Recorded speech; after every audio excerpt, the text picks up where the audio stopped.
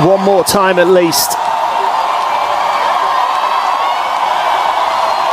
Hindi lang katawan ang napagod kay Alex Eala matapos ang isang brutal na 3-set battle sa Canadian Open.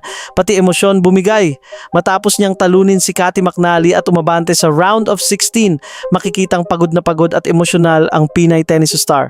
Naupo siya sa gilid ng court, tinakpan ang kanyang mukha at ilang sandali ay tila hinayaan lang niyang bumuhos ang lahat ng emosyon.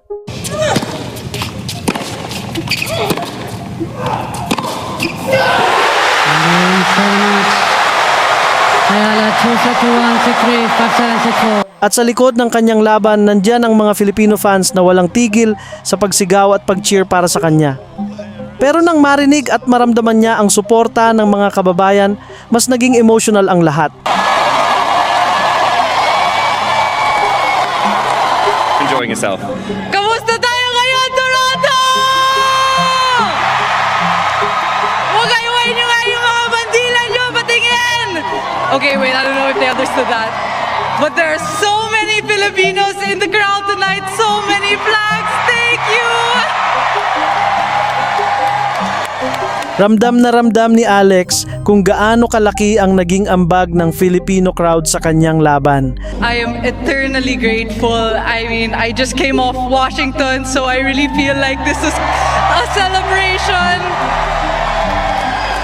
And alam mo yung kababayan, linggo-linggo ko kayo nakikita, sinusuporta ako. Linggo-linggo ko nakikita kung gaano nyo kamahal ang kapwa nyong Pinoy. At may isang moment na talagang tumatak sa kanya. May isang tao sa crowd na nagsabing gusto niyang maging Filipino para sa gabing iyon. Someone in the crowd said like they wanted to be Filipino for tonight, and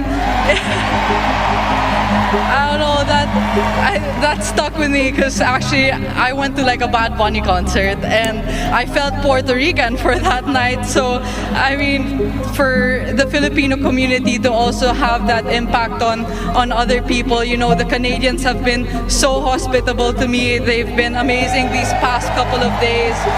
Para kay Alex, napakalaking bagay noon. So I really hope that, you know, the Canadians also get that feeling of hospitality, from the Filipinos. Yeah. Kahit nasa Canada siya, parang home court advantage ang dala ng mga Pinoy at hindi rin niya nakalimutang pasalamatan ang mga Canadian fans na aniya ay naging napaka-hospitable sa kanya nitong mga nakaraang araw. Pero malinaw ang mensahe ni Alex, ang sigawan ng mga kababayan, ang mga bandilang Pilipino at ang pakiramdam na parang nasa sariling bayan siya ang nagbibigay sa kanya ng dagdag na lakas para lumaban. Matapos ang makasaysayang unang WTA singles title niya nitong linggo, halos walang pahinga si Alex.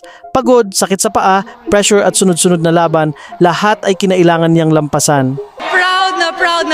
Proud ako din maging Pinoy. Maraming salamat mga kababayan. Mahal ko kayong lahat. Pero sa bawat pagkakataong nanghihina siya, naririnig niyang sigaw ng kanyang mga Pinoy fans ang kanyang pangalan mula sa Filipino crowd. At ngayon, tuloy ang laban. Susunod niyang makakaharap si Belinda Bencic. Mula Washington hanggang Toronto, mula sa unang WTA title hanggang sa isa na namang malaking laban, hindi lang si Alex ang lumalaban. Kasama niya ang buong Filipino community.